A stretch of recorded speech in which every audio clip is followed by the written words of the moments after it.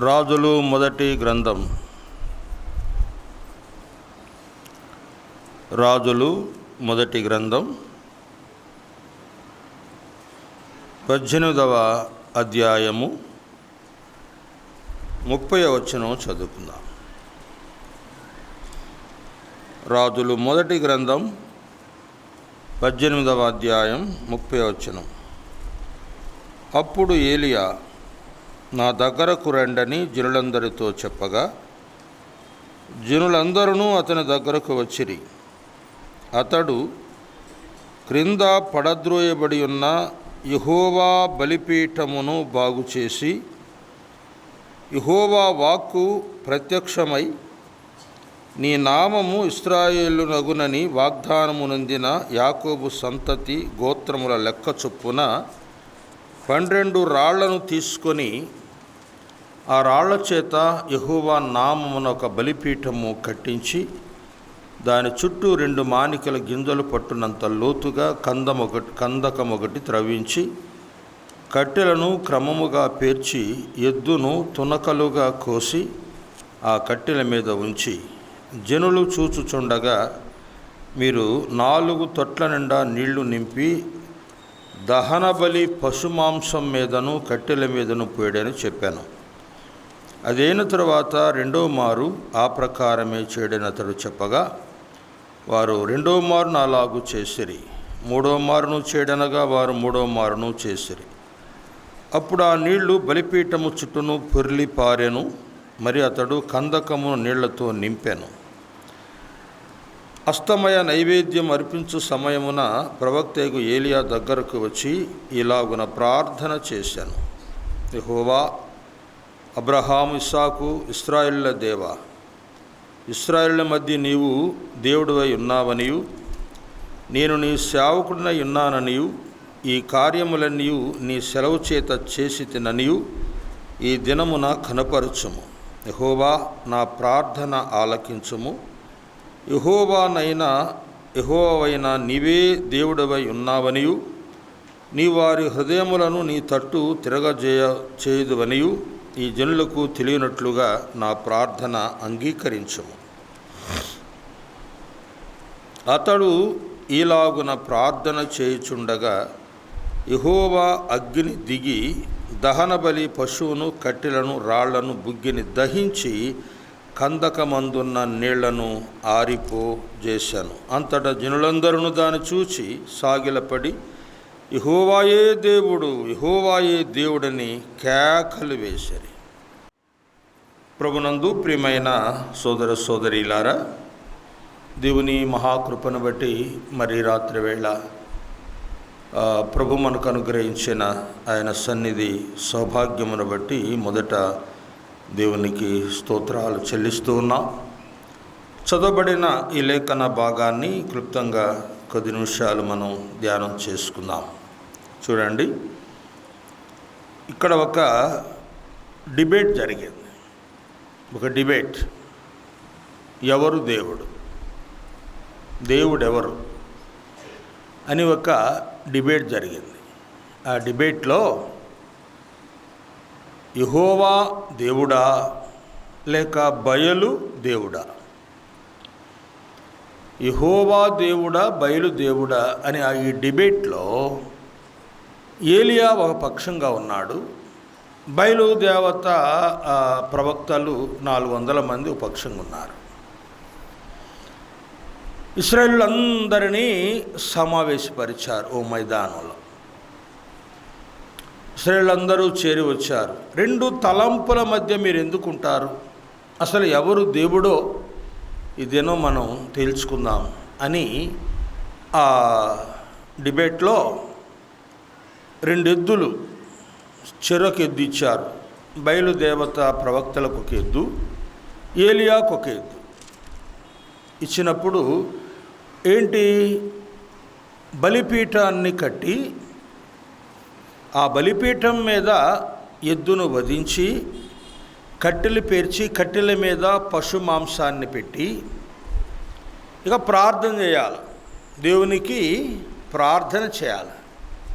ప్రార్థన చేస్తే ఆకాశము నుండి అగ్ని దిగి రావాలి, ఆ మాంసమును, ఆ కట్టెలను, ఆ దహన బలిపీఠం మీద ఉన్న సమస్తాన్ని దహించి వేయాలి. ఆయన దేవుడు. ముందు అవకాశం బయలుదేవత ప్రవక్తలకు ఇచ్చారు. వాళ్ళు ఏం చేశారు? ఆ ఎద్దును వధించారు, బలిపీఠం కట్టారు, కట్లు పేర్చారు. ఆ కట్ల మీద మాంసం పెట్టి ఈ ఎద్దు మాంసాన్ని పెట్టి ఇక అంటున్నారు, బయలా దిగిరా దిగిరా దిగిరా దిగిరా అంటున్నారు. దిగొచ్చాడా? ఏమి లేదు. ఎగిరి ఎగిరి ఎగిరి గంతులేసి అప్పుడు ఏలియా పక్కన కూర్చోండి, రే ఎగరండిరా ఎగరండి ఎగరండి, ఒక ప్రయాణంలో ఉన్నాడేమో లేదా నిద్రపోతున్నాడేమో, ఒకరు లెగ్గొట్టండి లెగ్గొట్టండి అని ఎద్దేవా ఎగతాళి చేస్తున్నాడు. వాళ్ళు ఎగిరి ఎగిరి ఎగిరి ఒళ్ళంతా కోసుకొని, కొరడాలతో కొట్టుకొని, శస్త్రాలతో గాయాలు పెట్టుకొని, రక్తం కారుకుంటా ఆ బలిపీఠం చుట్టూ గంతులేస్తున్నా కూడా ఏం సమాధానం లేదు.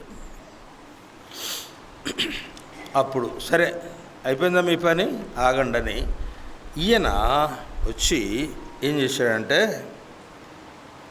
30వ వచనం, అప్పుడు ఏలియా నా దగ్గరకు రండని జనులందరితో చెప్పగా జనులందరూ అతని దగ్గరకు వచ్చిరి. అతడు క్రింద పడద్రోయబడి ఉన్న యెహోవా బలిపీఠమును బాగు చేసి,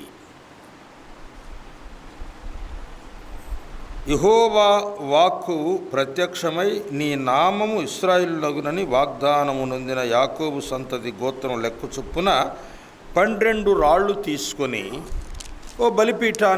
యెహోవా బలిపీఠాన్ని కట్టి, యెహోవా నామమున బలిపీఠము కట్టి, ఆ ఎద్దును వధించి కట్టెలు పేర్చి ఆ ఎద్దును వధించి ఆ బలిపీఠం మీద పెట్టి అన్నాడు, బాయ్ నీళ్లు తీసుకురమ్మన్నాడు. అసలు ఎండిన కట్టెలు మానడమే గొప్ప. నీళ్లు తెమ్మన్నాడు. నీళ్లు తెచ్చి ఆ మాంసం మీద పోయమన్నాడు. మాంసం మీద పోసారు. మాంసం తడిసిపోయింది, ఆ కట్టెలు తడిసిపోయినాయి, బలిపీఠం తడిసిపోయింది. మళ్ళీ రెండోసారి పోయమన్నాడు. రెండోసారి పోసాడు. చుట్టూ కందకం తీయించాడు బలిపీఠం చుట్టూ. 3 సార్లు పోయమన్నాడు. 3 సార్లు పోసారు. ఆ నీళ్ళన్నీ కూడా కందకం నిండి పొర్లి పారుతూ ఉన్నాయి. అసలు బలిపీఠం కానీ కట్టెలు కానీ మాంసం కానీ నీళ్లతో నిండిపోయింది. ఇక నిప్పేసినా కాలుద్దా అండి? కాదు. అప్పుడు ఆయన మోకరించి, దేవా దేవా నీవే నిజమైన దేవుడువని బయలుపరచు నీ దైవత్వాన్ని నిజత్వాన్ని అబ్రహాము ఇస్సాకు యాకోబుల దేవా అని ప్రార్థన చేయగా అందరూ చూస్తుండగానే ఆకాశము నుండి అగ్ని దిగి వచ్చి కట్టెలను, మాంసమును, బలిపీఠమును, ఆ నీళ్లను దహించి వేసి బూడిద చేసింది. ఇప్పుడు ఎవరండి దేవుడు? ఇప్పుడు దేవుడు ఎవరు? ఈ డిబేట్లో ఇప్పుడు కాదు, ఇప్పుడు కాదు, అప్పుడే జరిగింది పెద్ద డిబేట్. నిజమైన దేవుడు యెహోవాయే, నిజమైన దేవుడు యెహోవాయే అని జనులందరూ కేకలు వేశారు. సంతోష గానాలతో కేకలు వేసి యెహోవాయే దేవుడు, యెహోవాయే దేవుడని. అప్పుడు బయలుదేవత ప్రవక్తలందరినీ వరుసగా 400 మందిని చంపేశారు. పిల్లారా, ఇక్కడ ఒక మాట మనం గమనించాలి. పడద్రోయబడి ఉన్న బలిపీఠము అని రాసుకోండి. మీరు హెడ్డింగ్ పెట్టుకుంటే పడద్రోయబడి ఉన్న బలిపీఠము. బలిపీఠమే, అంతకుముందు బలిపీఠమే అది. ఈయన కొత్తగా కట్టలా, ఏలియా కొత్తగా కట్టింది కాదు. పడద్రోయబడి ఉన్న బలిపీఠము. పడిపోయిన బలిపీఠం కాదు ఇది, పడిపోయిన బలిపీఠం కాదు. పడద్రోయబడి ఉన్న బలిపీఠం అంటే ఒకరి చేత అది పడద్రోయబడింది. పడద్రోయబడిన బలిపీఠం, పడద్రోయబడుట. ఈ బలిపీఠము ఇశ్రాయేలీయుల యొక్క పతన జీవితాన్ని, పడద్రోయబడిన జీవితాన్ని చూపిస్తూ ఉంది. ఈ బలిపీఠం ఇశ్రాయేలీయుల యొక్క పతన జీవితము, పడిపోయిన జీవితము, పడద్రోయబడిన జీవితాన్ని చూపిస్తూ ఉంది. ఇశ్రాయేలీయులు త్రోవ తప్పిపోయారు. అహాబు పరిపాలనలో, యెజెబెలు నాయకత్వంలో ఇశ్రాయేలీయులు చేసిన ఘోరమైన అపరాధము, దేవునికి విరోధంగా చేసిన ఘోరమైన విగ్రహారాధన, ఆ భయంకరమైన తొలగిపోయిన జీవితాలు, పడద్రోయబడిన జీవితాలు ఇశ్రాయేలు జనాంగం యొక్క పతన స్థితిని చూపిస్తూ ఉంది. ఏలియాకు రోషం వచ్చిందండి, పౌరుషం వచ్చింది.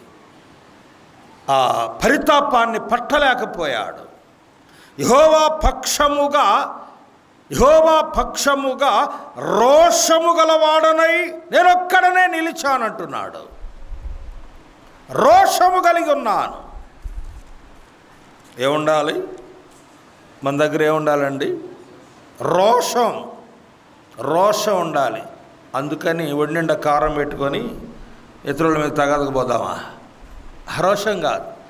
ప్రభు పక్షముగా మనము పౌరుషము కలిగి, రోషము కలిగి మనం ప్రభు కొరకు జీవించాలి అనేది ఏలియా జీవితంలో మనం చూస్తాం. పడద్రోయబడి ఉన్న బలిపీఠం. బలిపీఠం అంటే ఎవరు? మనమే అనుకున్నాం కదా ఉదయకాలం మన ధ్యానంలో. బలిపీఠము ఒక విశ్వాసిని చూపిస్తూ ఉంది. బలిపీఠము ఒక విశ్వాసికి సంకేతంగా ఉంది. అలాగైతే ఈ బలిపీఠము పడిపోయిన విశ్వాసి, పడద్రోయబడిన విశ్వాసికి సూచన. విశ్వాసే కానీ పడద్రోయబడిన వాడు. ఎవరు పడదోశారు? ఒక మాట గమనించండి. కీర్తనల గ్రంథం 36:12. కీర్తనల గ్రంథం 36:12. అదిగో పాపము చేయువారు అక్కడ పడి ఉన్నారు, వారు లేవలేకుండా పడద్రోయబడి ఉన్నారు. పాపము చేయువారు అక్కడ పడి ఉన్నారు, వారు లేవలేకుండా పడద్రోయబడి ఉన్నారు. పడద్రోయబడిన వాడు, పడద్రోసిన వాడెవడో? ఈ బలిపీఠమును పడద్రోసిన వాడొకడున్నాడు. విశ్వాసే, నీ జీవితంలో నీవింత పతన స్థితికి దిగజారిపోవడానికి నిన్ను పడద్రోసిన వాడొకడున్నాడు. వాడే విరోధి, అపవాది చేత పడద్రోయబడిన ఒక విశ్వాసికి సంకేతంగా ఈ బలిపీఠం మనకు కనబడుతూ ఉంది. ఇశ్రాయేలుల 12 గోత్రాలను గుర్తించి 12 రాళ్ళు తెచ్చి తిరిగి మరలా అతడు బాగు చేశాను అని చూస్తున్నాం. పడద్రోయబడిన పతన స్థితిలో ఉన్న ఒక విశ్వాసికి సంకేతంగా మనం గమనిస్తూ ఉన్నాం. పడద్రోయబడిన వారు బైబిల్ ఎవరున్నారు? విశ్వాసులే. పడద్రోయబడిన వారు, పడిపోయిన వారు, పడద్రోయబడిన వారు బైబిల్ ఎవరున్నారు అంటే కొంతమంది ఉన్నారు. ఒకటి, ఏ విషయంలో పడద్రోయబడ్డారు? అది విశ్వాసులే, దేవుని ప్రజలే, ప్రభుని ఆరాధించిన వారే పడద్రోయబడ్డారు. పడద్రోయబడిన బలిపీఠానికి సూచనగా ఎవరు, ఏ విషయములో పడద్రోయబడ్డారు? మొదటిగా సమూయేలు మొదటి గ్రంథం 15వ అధ్యాయం 19వ వచనం.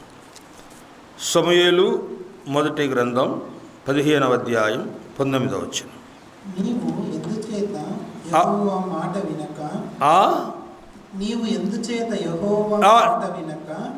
సమూయేలు అంటున్నాడు సౌలుతోటి, సౌలా నీవు ఎందుచేత యెహోవా మాట వినక దోపుడు మీద ఎగబడి ఆయన దృష్టికి కీడు చేసితివి. దోపుడు మీద ఎగబడ్డాడు. దోపుడు సొమ్ము కావాలి. దేవుడు ఏం చెప్పాడు? సౌలాని వెళ్ళి అమాలేకులను హతము చేయుము, వారిని నిర్మూలము చేయుము, నాశనము చేయమని చెబితే ఏం చేశాడు? అమాలేకులని భూమి మీద లేకుండా చేయమని చెప్పాడు దేవుడు. అమాలేకులతో యుద్ధం చేయమన్నాడు, చేశాడు, నిజమే. ఏం చేశాడు? దోపుడు సొమ్ము మీద ఎగబడి ధనాపేక్షపరుడై యుద్ధం చేస్తూ ఉంటే, వారిని ఓడిస్తూ ఉంటే, వారిని నాశనం చేస్తూ ఉంటే ఆస్తి కనపడుతుంది. అక్కడ బంగారం, వెండి, బంగారం, దోపుడు సొమ్ము, పశువులు, ఎడ్లు, గొర్రె మేకల మందలు కనబడతా ఉన్నాయి. ఆకండ్రా, ఇటు చంబాకండి, తోలకపోదండి, మన ఇంటికి తోలకపోదండి, మన దేశానికి తోలకపోదండి అని ఆ మందలను ఇంటికి తోలించుకొని మంచి మంచి వాటిని తోలించుకొని ఆ కుంటివి గుడ్డి వాటిని చంపేశాడు. అంతేకాదు, అసలు అమాలేకు రాజైన అగగు అనేవాడిని చంపాల్సింది, హతమార్చాల్సింది పోయి తీసుకొచ్చి ఇంట్లో పెట్టుకున్నాడండి. చుట్టంలాగా ఇంట్లో పెట్టుకొని భోజనం దగ్గర, ఏం పర్వాలేదా, నీకు ఎందుకు ధైర్యంగా ఉండురా, భోజనం చేద్దామని భోజనం బల్ల దగ్గర భోజనం పెడుతున్నాడు. ఇది దేవుని మాట విన్నట్ట? దేవుని మాట మీద తిరగబడ్డావు, దేవుని మాట మీద తిరుగుబాటు చేశావు, దోపుడు సొమ్ము మీద ఎగబడ్డావు, దోచుకున్నావు అంటే అంటాడు, లేదయ్యా, లేదే, నేను దేవుని మాట ప్రకారం చేశాను, నేను చేసిన దాంట్లో ఏం తప్పులేదు, ఆయన చెప్పినట్టే చేశాను అని ఇతడు బొంకుతా ఉన్నాడు. అప్పుడు సమూయేలు అంటాడు, నాకు వినబడుచున్న ఎడ్ల రంకెలు, గొర్రెల మేకల మందలు అరుపులు ఎక్కడే? నాకు వినబడుతున్నాయి, ఎడ్ల రంకెలు వినబడుతున్నాయి, గొర్రెల మేకల అరుపులు వినబడుతున్నాయి. అవి ఎక్కడవి? నువ్వెంత కప్పిపెట్టుకున్నా, ఎంత నువ్వు దాచుకున్నా, ఎంతమంది నోళ్ళు నొక్కేసినా నిన్ను గురించిన రంకెలు వినబడుతున్నాయి సమాజంలో, నిన్ను గూర్చిన అరుపులు వినబడుతున్నాయి సమాజంలో. ఏమి దాచాలనుకుంటున్నావు? ఏమి కప్పిపుచ్చుకోవాలనుకుంటున్నావు? చేసిన దోషాన్ని, పాపాన్ని, దేవునికి విరోధంగా చేసిన దేవుని విరోధంగా చేసిన ఘోరమైన కార్యాలన్నీ ఎంత కప్పిపుచ్చుకున్నా సమాజంలో కేకలు వినబడుతూనే ఉన్నాయి. దాస్తావా? దాచలేవు. నీ దోషాన్ని, నీ పాపాన్ని నువ్వు దాచలేవు. సౌలు దోపుడు సొమ్ము మీద ఎగబడ్డాడు. అంటే ధనాపేక్షపరుడు, ధనాన్ని ఆశించి ధనాపేక్షపరుడై దేవుని ఆజ్ఞను ఉల్లంఘించి తన ఇష్టాన్ని జరిగించుకున్నవాడు సౌలు. విశ్వాసే ఒకప్పుడు దేవునికి లోబడినవాడే, భయపడినవాడే, విశ్వాసం తగ్గించుకున్నవాడే రాజయ్యాడు. అధికారం వచ్చింది, హోదా పెరిగింది, ధనం పెరిగింది, ఆస్తి పెరిగింది, దేశానికి రాజయ్యాడు. ఇక అతడు ఇంకా దోపుడు సొమ్ము మీద ఎగబడ్డాడు అని చూస్తున్నాం. ధనాపేక్ష సమస్తమైన కీడులకు మూలం. ధనాపేక్ష సమస్తమైన కీడులకు మూలం. కొలస్సీలకు రాసిన పత్రిక 3వ అధ్యాయం 5వ వచనం చూడండి. కొలస్సీలకు రాసిన పత్రిక 3:5. భూమి మీద ఉన్న మీ అవయవములను అనగా జారత్వమును, అపవిత్రతను, కామాతురతను, విగ్రహారాధనయైన ధనాపేక్షను చంపివేయండి. చంపాల్సింది చంపకుండా దోచుకొని తెచ్చుకొని ఇంట్లో పెట్టుకుంటావా? దోచుకొని ఇంట్లో ఉంచుకుంటావా? శత్రువుతో సాంగత్యం చేస్తావా? శత్రువుతో భోజనానికి ఆహ్వానిస్తావా? ధనాపేక్షపరుడై దేవుని ఆజ్ఞను తిరస్కరించి శత్రువుతో సాంగత్యం చేస్తున్నాడు. మన శత్రువు ఎవరు? సాతాను.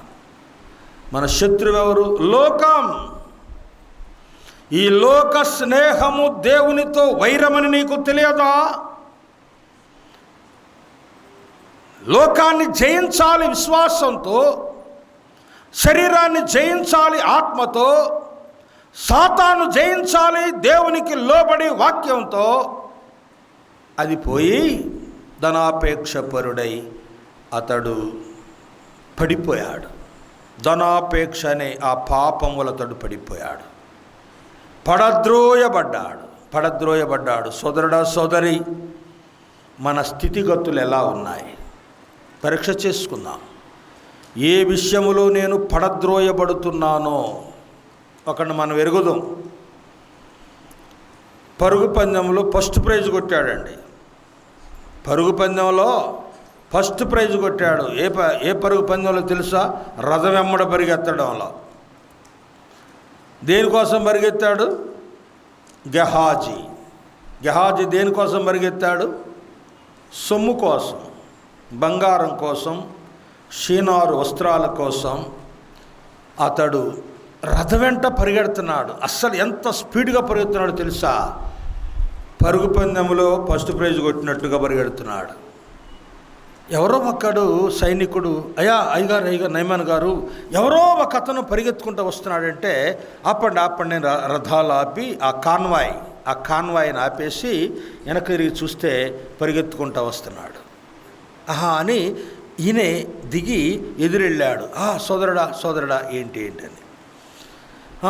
ఏం లేదు, మా యజమాని నన్ను పంపాడు, 2 మనుషులు వచ్చారు, వారికి 2 జతల వస్త్రాలు బంగారం తీసుకురమ్మన్నాడు. అక్కడ మూట్ల బంగారం వస్త్రాలు ఇస్తుంటే ఆయన ఏమన్నాడు? నాకు వద్దన్నాడు. ఇలిసి ఏమన్నాడు? వద్దన్నాడు. అక్కడ వద్దన్నవాడు ఇప్పుడు తెమ్మంటాడా? అసలు ఎంత అబద్ధం ఇది! ఇతడు శావుకుడేనా? అతడు విశ్వాసేనా? ఇతడు ఎంత అబద్ధం అండి! దైవజనుడి మీద అబద్ధం చెప్తున్నాడు, ఒక దైవజనుడి మీద అబద్ధం చెప్తున్నాడు అని. ఒక జత కాదు, 4 జతలు తీసుకెళ్ళి, 2 జతల 4 జతలు తీసుకెళ్ళు, బంగారమా ఇంకా తీసుకెళ్ళని మూటలు కట్టి పంపిస్తే తీసుకెళ్ళి, అబ్బాయి నేను అటు వస్తాను కానీ మీరు దొడ్డాకలు రమ్మని తీసుకెళ్ళి ఇంట్లో జరుపుకొని వాళ్ళు పంపించేసి ఏమి ఎరగనట్టు వచ్చి ఎలీషా దగ్గరకు వచ్చి, అయ్యగారు ఏం కావాలంటున్నాడు. నాకేం కావాలో సరే కానీ నువ్వు ఎక్కడికి వెళ్ళావంటున్నాడు. నేను ఎక్కడికి వెళ్ళానండి? నేను ఎక్కడికి వెళ్ళలేదు, ఇక పని ఉంటే నీటి దాకా పోయి వచ్చాను. అవునా? నువ్వు ఆ రథం వెంట పరిగెత్తుతున్నప్పుడు నా మనస్సు నీతో రాలేదా? ఎందుకు వెళ్ళావు? అతని కుస్తు నీకు నీ వంశానికి వచ్చుగాక అన్నాడంతే. ఆయనేమో నయమానేమో ఇక్కడ కుష్ఠరోగాన్ని కడుక్కొని వదిలిపెట్టి పోతుంటే ఆ రోగాన్ని ఈతను తెచ్చుకున్నాడు. అవునా ప్రియులారా? రథం వెంట పరిగెత్తుతుంది సొమ్ము కోసం, కానీ అరణ్యములో ఒకడు పరిగెత్తుతున్నాడు రథం వెంట. అతడెవరు? ఫిలిప్పు. రథం వెంట పరిగెడుతున్నాడు. ఈయన సేవకుడే, దేవుని దాసుడే, సువార్తికుడే. పరిగెత్తి ఆ రథం కొమ్ముట్టుకొని, అయ్యా నువ్వు చదివేది గ్రహిస్తున్నావా అంటే అప్పుడు రథం ఆపమన్నాడు.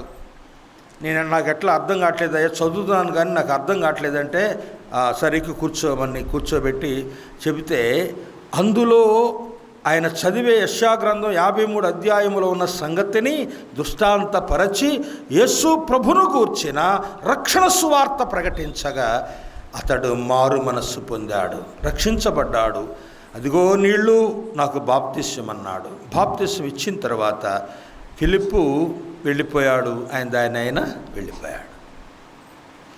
ఫిలిప్పు పరుగు, గెహాజీ పరుగు, 2 పరుగులు, ఇద్దరు రథం వెంట పరిగెత్తారు. గెహాజీ పరుగు సొమ్ము కోసం, ఫిలిప్పు పరుగు నశించిన ఆత్మల కోసం. సేవకుడా, సోదరుడా, సోదరి, నీ పరుగు ఎటువైపు? సొమ్ము కొరకు ప్రయాసపడి పరిగెడుతున్నావా? ఆత్మల రక్షణార్థమై ప్రయాసపడి పరిగెత్తుచున్నావా? ఫిలిప్పు పరుగు దేవునికి ఇష్టమైంది, గెహాజీ పరుగు దేవునికి ఇష్టము కానిది. ఈ పరుగులో గెహాజీ కూడా పడిపోయాడు. ధనాపేక్ష పరుడై అతడు పడిపోయినట్లుగా చూస్తూ ఉన్నాం.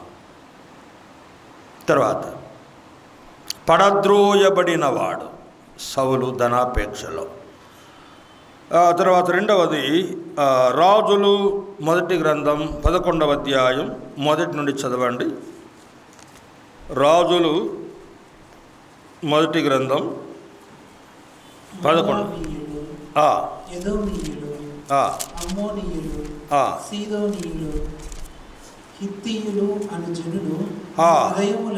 మీ హృదయములను తమ దేవతలను త్రిప్పుదురు కనుక వారితో సహవాసం చేయకూడదనియు వారిని మీతో సహవాసం చేయనీయకూడదనియు యెహోవా ఇశ్రాయేలుకు సెలవిచ్చున్నాడు.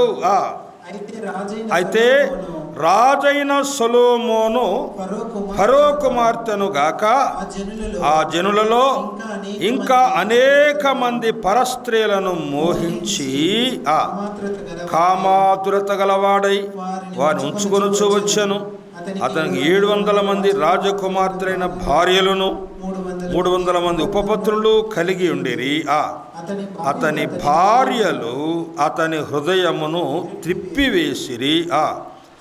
సొలొమోను వృద్ధుడైనప్పుడు అతని భార్యలు అతని హృదయమును ఇతర దేవతల తట్టు త్రిప్పగా అతడు తండ్రి అయిన దావీదు హృదయములే అతని హృదయము దేవుడైన యెహోవా యెడల యథార్థము పడిపోయాడు.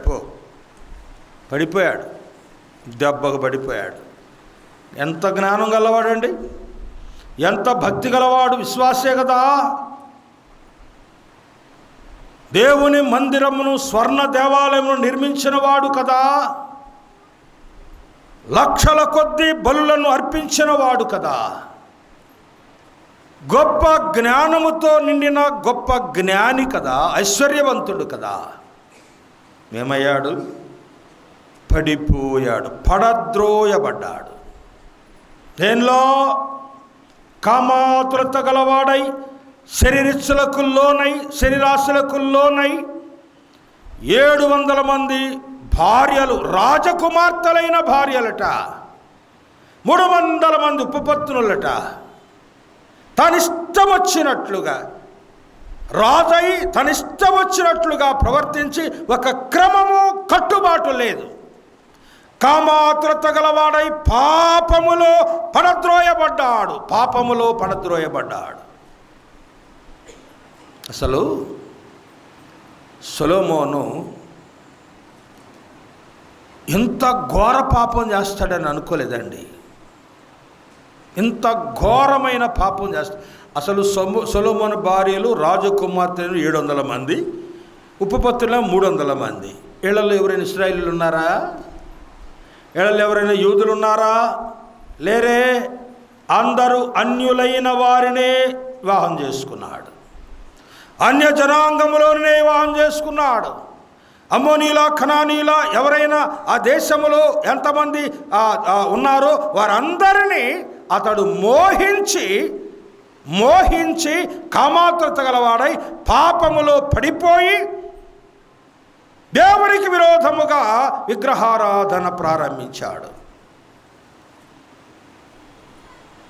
చూడండి, తన భార్యల మాట విన్నాడు. భార్య మాట వినాలా, వినకూడదా?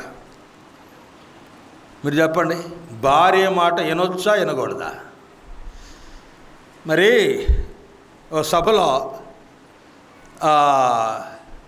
సభలో ఓ పాస్టర్ గారు, ఒక దైవ సేవకుడు అన్నాడు, సహోదరులారా మిమ్మల్ని ప్రశ్న అడుగుతున్నాను, భార్య మాట విననివాడు ఎవడో లేచి నిలబడమన్నాడట. ఒక్కడ కూడా నిలబడలా. భార్య మాట విననివాడు ఎవరో నిలబడమంటే ఒక్కడ నిలబడలా. భార్య మాట వినేవాడెవడో లేచి నిలబడమంటే అందరూ లేచి నిలబడ్డారంట అండి. ఒక్క ఆయన మాత్రం కూర్చొనే ఉన్నాడంట. అందరూ లేచి నిలబడ్డారు, ఒక్క ఆయన మాత్రం కూర్చొనే ఉన్నాడు. ఆయనకు ఆశ్చర్యపడి అందరూ లేచి నిలబడితే అయ్యా కూర్చోండి అని చెప్పి ఈయన అడిగాడంట, బ్రదరు అందరూ భార్య మాట వినేవాళ్ళుగా అంటే అందరూ లేచి నిలబడ్డారు, నువ్వెందుకు కూర్చొని ఉన్నావంటే అన్నాడంట, మా భార్య లేవద్దు అన్నది అన్నాడు. నేను లేవబోతుంటే మా భార్య ఇట్లా అందండి, అందుకని కూర్చున్నాను అన్నాడు.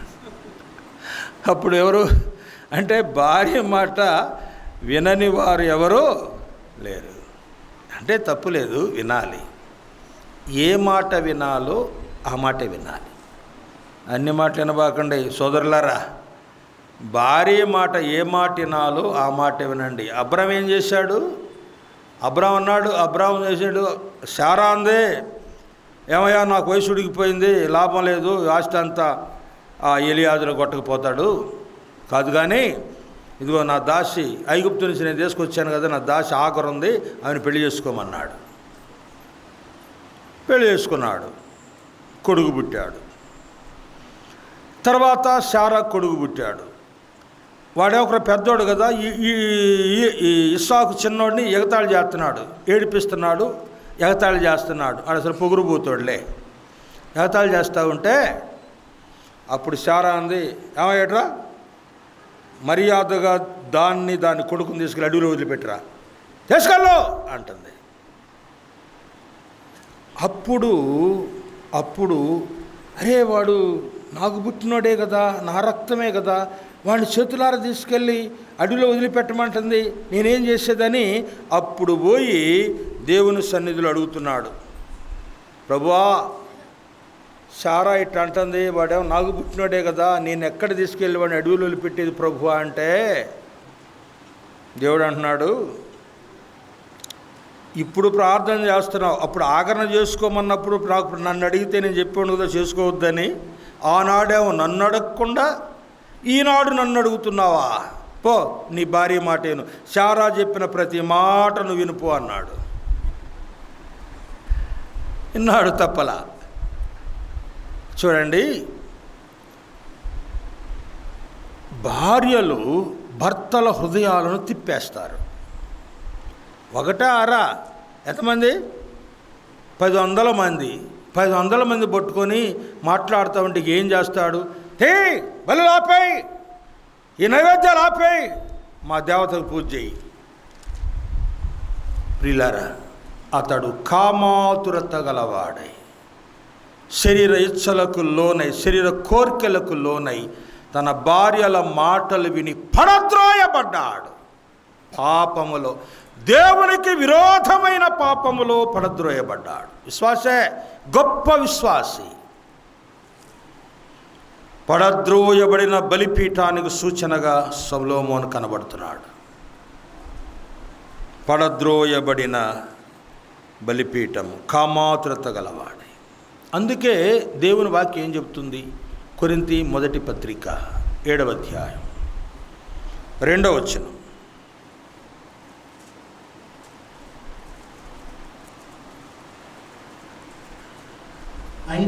అయినను జారత్వములు జరుగుచున్నందున ప్రతివానికి సొంత భార్య ఉండవలెను, ప్రతి స్త్రీకి సొంత భర్త ఉండవలెను. సొంత భార్యలు ఉండవలను కాదు, సొంత భర్తలు ఉండవలను కాదు, సొంత భార్య భర్త అంతే. నరుడు ఒంటరిగా ఉండుట మంచిది కాదు అని ఎవరు చెప్పారు? దేవుడే. ఎందుకంటే వీడి సంగతి ఆయనకు తెలుసు. వీడు ఒంటరిగా ఉంటే తొంట్రోడ్ అయిపోతాడు, అందుకని వాడికి సాటైన సహాయం మెడగడదామని ఆయనకు తెలుసు. సాటైన సహాయం ఉండాలి. భార్య అంటే సహాయం, సాటైన సహాయం. భార్య దొరికిన వానికి మేలు దొరికెను. భార్య దొరక్కపోతే, భార్య లేకపోతే మేల్లేదు. మేలు లేదండి. భర్త భార్య, ఒక పురుషునికి ఒక స్త్రీని దేవుడు సమకూర్చాడు. మా బంధువుల అబ్బాయి ఒకడు ఉన్నాడు, వాడికి 40 సంవత్సరాలు దాటిపోయినాయి, ఎవరు పిల్లనీలా. మంచోడైతే కదా, మంచోడైతే వాడు పెళ్లి కాలేదు, ఎవరు పిల్లనీయలేదు. కారణం ఎవడు, వీడు బుద్ధి మంచిది కాదు, వీడు మాటలు మంచిది కాదు, వీడు విధానం మంచిది కాదని ఎవరు పిల్లనీలా. అదేమంటే నేను ఎంటెక్ చదువుకున్నాను అంటున్నాడు. ఏ టెక్ చదువుకున్నా అసలు టెక్ లేదు, ఎవరు పిల్లనివ్వలేదు, పెళ్ళి లేదు, అట్టాగే పీసాలు తిరుగుతూ ఉంటాడు. ప్రియులారా, అలాగైతే దేవుని క్రమం, భార్య ఉండాలి. భార్య దొరికిన వారికి మేలు దొరికాను. అలాగైతే భార్యలు ఉండకూడదు. సొలొమోను అధికమైన బహుభార్యత్వం వలనే తన జీవితాన్ని పాడు చేసుకున్నాడు. పతన స్థితిలో పడిపోయాడు. పడద్రోయబడిన విశ్వాసి సొలొమోను. మూడవది సమూయేలు 2వ గ్రంథం 11వ అధ్యాయం 26వ వచనం. 11:26. సమూయేలు 2వ గ్రంథం. ఊరియా భార్య ఊరియా హతమైన సంగతి విని తన భర్త కొరకు అంగలార్చెను. అంగలార్పు కాలము తీరిన తరువాత దావీదు దూతలను పంపి ఆమెను తన నగరికి తెప్పించుకొనగా ఆమె అతనికి భార్య అయి ఇది న్యాయమేనా? కుమారుణ్ణి కనెను. ఇది న్యాయమేనా? ఇది న్యాయమా? ఊరియా ఎంత నీతిమంతుడో, ఎంత భక్తి గలవాడో, ఎంత దైవభక్తి దేశభక్తి కలిగిన వాడండి ఊరియా. సుఖభోగాలకు ఇష్టపడిన వాడు కాడు. నా ఏలినవాని సైన్యం యుద్ధములో ఉండగా నేను నా భార్యతో పరుండుట న్యాయం కాదని అతడు యోచించి సైనికుల మధ్యనే పండుకున్నాడు. ఇంటికి వెళ్ళలేదు. ఎందుకు? ఇంటికి వెళ్తే ఆమె గర్భవతిన ఆ నేరాన్ని వాడి మీద దోయొచ్చు, వాడి మీద నెట్టొచ్చు అని అనుకున్నాడు. ప్లాన్ వేశాడు దావీదు. దావీదు చేసిన ఘోరమైన తప్పు ఇదే. అతడు భార్య దగ్గరికి వెళ్లకుండా ఆ రాత్రి సైనికుల మధ్య పండుకొని ఉంటే ఉదయాన్నే దావీదు ఊరియాని పిలిచి, రాత్రి ఇంటికి వెళ్ళావని నేను వెళ్ళలేదన్నాడు. అవునా? అంటే యుద్ధానికి వెళ్ళని ఒక చీటీ రాసి ఏమి రాశాడు? ఊరియాను చంపేయి అని చీటీ రాసి మడతబెట్టి దాన్ని ప్యాక్ చేసి ఆయన చేతికి ఇచ్చి యోవాబుకి ఇమ్మన్నాడు. తన మరణ వార్త తానే మోసుకొని పోయాడు. తీసుకెళ్ళి యోవాబుకి ఇస్తే యోవాబు తెరిచి చూస్తే ఏముంది? ఊరియాను చంపేయి. అవునా? ఇతడు కూడా మంచోడు కాదు, ఈ యోవాబు కూడా మంచోడు కాదు. ఎందుకు చంపాలి? ఇంత మంచి సైనికుడు ఎందుకు చంపాలనుకోలేదు. రాజు చంపమన్నాడుగా, చంపేద్దామని యుద్ధం మోపుగా జరుగుతున్న దగ్గర వదిలేసి పక్కెళ్ళిపోయాడు. ఆ యుద్ధంలో చచ్చిపోయాడు. చంపింది ఎవరండి? ఫిలిష్తీయులా? దావీదా? దావీదే. నరహంతకుడు దావీదే. ఆ విషయంలో ఎందుకు అతడు అంత ఘోరంగా ప్రవర్తించాడు? గొప్ప భక్తుడే కదా, దేవునికి ఇష్టడే కదా.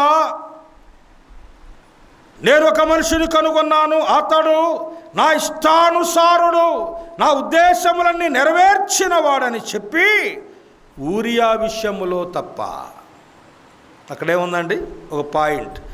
ఊరియా విషయములో తప్ప అక్కడ నేరస్తుడే, అక్కడ దోషి, అతడు నరహంతకుడు.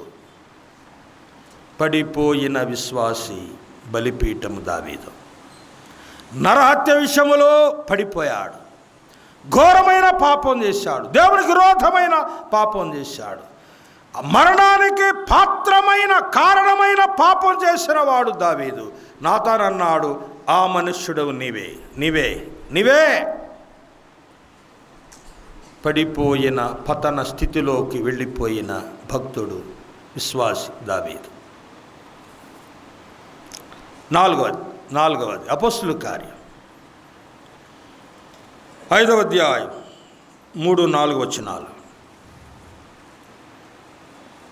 అపొస్తలుల కార్యం 5వ అధ్యాయం 3-4 వచనాలు.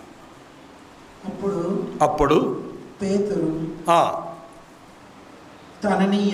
అననీయా, నీ భూమి వెలలో కొంత దాచుకొని పరిశుద్ధాత్మను మోసపుచ్చితివి. సాతానుని ఎందుకు నీ హృదయమును ప్రేరేపించెను? సాతాను ద్వారా పడద్రోయబడ్డాడు అబద్ధము ఆడుటలో.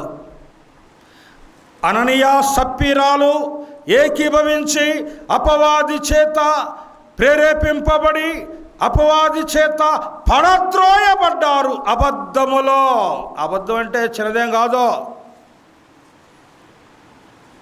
విగ్రహారాధనైన, వ్యభిచారమైన, నరహత్య అయినా, అబద్ధమైన ఒకటే.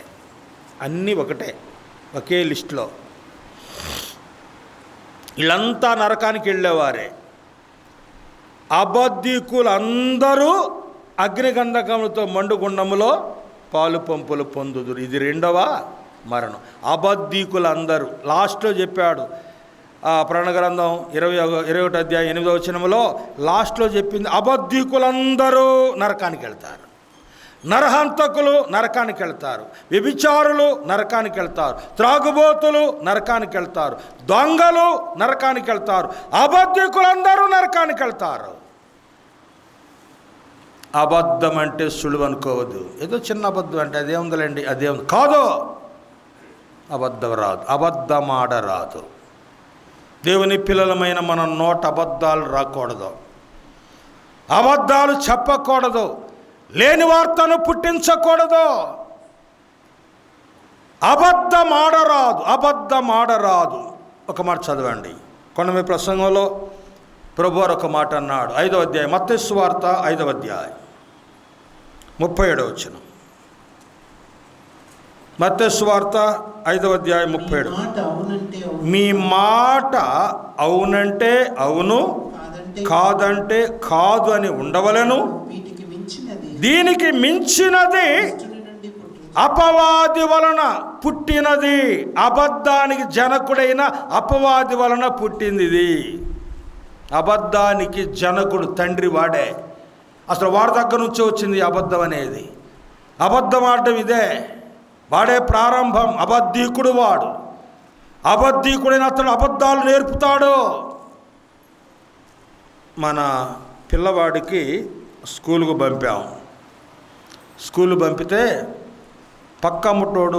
పక్కమ్మట పిల్లవాడి సంచిలో నుండి ఒక పెన్సిల్ నూకి దొంగిలించి వాడి బ్యాగులో పెట్టుకున్నాడు. ఒక పెన్సిల్ దొంగిలించి వాడి బ్యాగులో పెట్టుకున్నాడు. నా పెన్సిల్ తీసుకుంది ఎవరంటే ఏమో నాకు తెలియదు. చూడండి, దొంగతనం చేశాడు, అబద్ధం ఆడుతున్నాడు. ఎవరు నేర్పారు? అబద్ధాలు ఆడే స్కూల్ ఎక్కడనుందా? బూతులు నేర్పే స్కూల్ ఎక్కడనుందా? లేదే. మరి అబద్ధాలు, బూతులు, దొంగతనాలు ఇవన్నీ ఎక్కడి నుంచి వస్తున్నాయి? స్వాభావికముగా వాడు జన్మతో సంక్రమించిన పాపాన్ని బట్టి స్వాభావికముగా సాతాను యొక్క ఆలోచనలన్నీ వానిలో ప్రవహిస్తూ ఉన్నాయి. జన్మకర్మ పాపముల చేత మానవుడు పాప కూపములో దిగి వెళ్ళిపోతా ఉన్నాడు. అబద్ధమునకు జనకుడు. నీ మాట అవునంటే అవును, కాదంటే కాదు, అంతే. అవునంటే అవును, కాదంటే కాదు. మా భార్య ఇప్పుడు నేను తమాషాకు ఏదైనా చిన్న మాట అబద్ధం చెప్పాను అనుకోండి, వెంటనే అంటది, ఏమండి నువ్వు చెప్పింది అబద్ధం కదా, చెప్పింది అబద్ధం కదా. అవును, నేను నువ్వేమంటావని ఈ మాట అన్నానులే.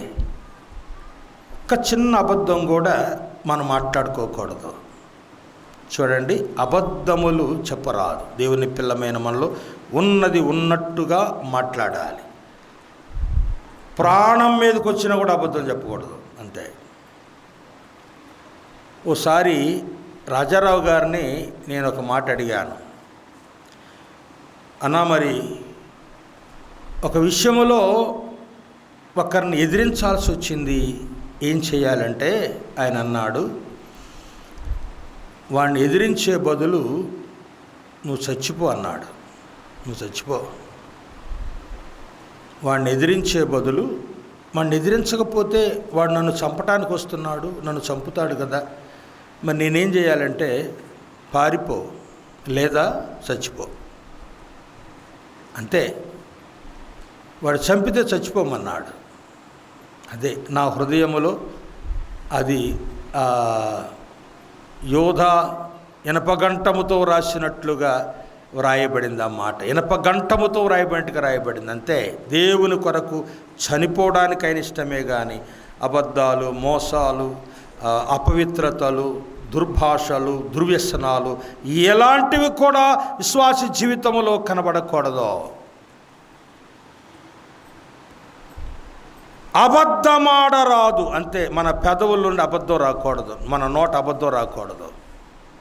వాళ్ళకి ఇష్టమైన ఎదుటి వారికి ఇష్టమైన ఇష్టం కాకపోయినా నిజమే చెప్పాలి, వాస్తవమే చెప్పాలి, ఉన్నదే చెప్పాలి. ఏమాత్రము కూడా మనం తప్పించుకోవడానికి అబద్ధం చెప్పకూడదు. అబద్ధమాడరాదు. అవునంటే అవును, కాదంటే కాదు. 5వది లూకాసు సువార్త 15వ అధ్యాయం 13వ వచనం. కొన్ని దినములైన తరువాత ఆ చిన్న కుమారుడు సమస్తమును కూర్చుకొని దూరదేశమునకు ప్రయాణమైపోయి లోకమును స్నేహించి లోకాశులకు లోనై అతడు తండ్రి యొక్క ఆస్తిలో రావలసిన భాగాన్ని తీసుకొని దూరదేశమునకు పోయి వేశ్యలతో అతడు తన తండ్రి ఆస్తిని తినివేశను. పోయింది, అంతా పోయింది, ఏమీ లేదు. చివరికి ఆకలితో చస్తూ పందులు తినే పొట్టును ఆశించాడు, అది కూడా దొరకలేదు. అప్పుడు వచ్చింది వాడికి, ఏమొచ్చింది? బుద్ధి.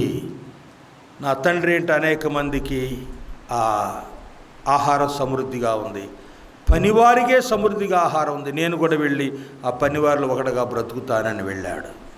తండ్రి ప్రేమించాడులేండి, తన కుమారునిగా స్వీకరించాడు, తిరిగి మళ్ళా తన స్థానాన్ని తనకిచ్చాడు. లోకమును స్నేహించి వెళ్ళిపోయిన, పతనమైపోయిన అతడు, పడద్రోయబడిన అతడు తిరిగి మరలా బాగు చేయబడ్డాడు. అది సంతోషం. ఏలియా పడద్రోయబడిన ఆ బలిపీఠాన్ని బాగు చేశాను.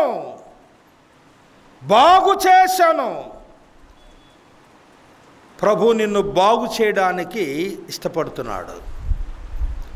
నేను నిన్ను బాగు చేయుదును, బాగు చేస్తాను. పడద్రోయబడ్డావా? లేవలేకుండా పడద్రోయబడ్డావా? పాపములో పడిపోయావా?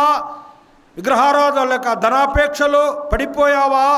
కామాతృతలో, వ్యభిచార క్రియల్లో పడిపోయావా? త్రాగుళ్ళలో పడిపోయావా? నరహత్యలో పడిపోయావా? అబద్ధములలో పడిపోయావా? మోసకరమైన జీవితంలో పడిపోయావా? తిరిగి నిన్ను లేపడానికి, బాగు చేయడానికి ప్రభు సిద్ధంగా ఉన్నాడు.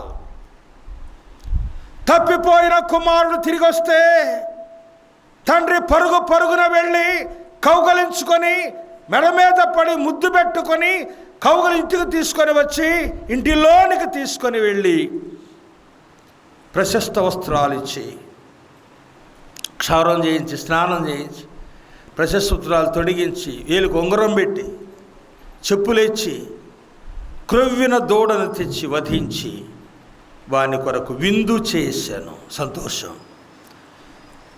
తప్పిపోయిన నా కుమారుడు దొరికాడు, చచ్చిపోయిన నా కుమారుడు బ్రతికాడు, పాపములో చచ్చిపోయిన నా కుమారుడు తిరిగి బ్రతికాడని ఆ తండ్రి ఆనందించాడు. అలాగనే ప్రభువు నిన్ను గురించి ఆనందిస్తాడు. వస్తావా? పడిపోయావా? ఏ విషయములో, ఏ పాపములో, ఏ లోపములో, ఏ బలహీనతలో పడిపోయావో తిరిగి మరలా ప్రభు దగ్గరకు వస్తే ఆయన లేపుతాడు, ఆయన కనికరిస్తాడు, ఆయన బాగు చేస్తాడు, తిరిగి తన యథాస్థానాన్ని నీకు ఇస్తాడు. రండి ప్రియులారా, మన లోపాలు మనం ప్రభు దగ్గర ఒప్పుకుందాం, సవరించుకుందాం, సరిచేసుకుందాం. ఇంకా ప్రభు నమ్మకుండా అలాగే లోపంలో, మోసములో, పాపములో ఉంటున్నావా? ప్రభు నిన్ను ఆహ్వానిస్తున్నాడు, నా దగ్గరకు రండి, నేను నీకు విశ్రాంతి కలుగజేస్తాను, పరలోక భాగ్యం ఇస్తాను, నిత్య జీవం ఇస్తానని ప్రభు ఆహ్వానిస్తున్నాడు. వచ్చిన వారిని ఆయన ఎన్నడూ ఎవరిని త్రోసివేయడు. ఎంత ఘోర పాపినైనా ఆయన ప్రేమిస్తున్నాడు, రక్షించడానికి సిద్ధంగా ఉన్నాడు. ఇదే మీకు అనుకూలమైన సమయం, నేడే రక్షణ దినం. యేసు ప్రభుని నమ్మండి, నమ్మని వారు రక్షణ పొంది ఆయన రాజ్యములో వారసులుగా చేరాలని ప్రేమతో మనవి చేస్తూ నేను ఈ మాటలు ముగిస్తున్నాను. దేవుడి మాటలు మనందరి కొరకు దీవించు.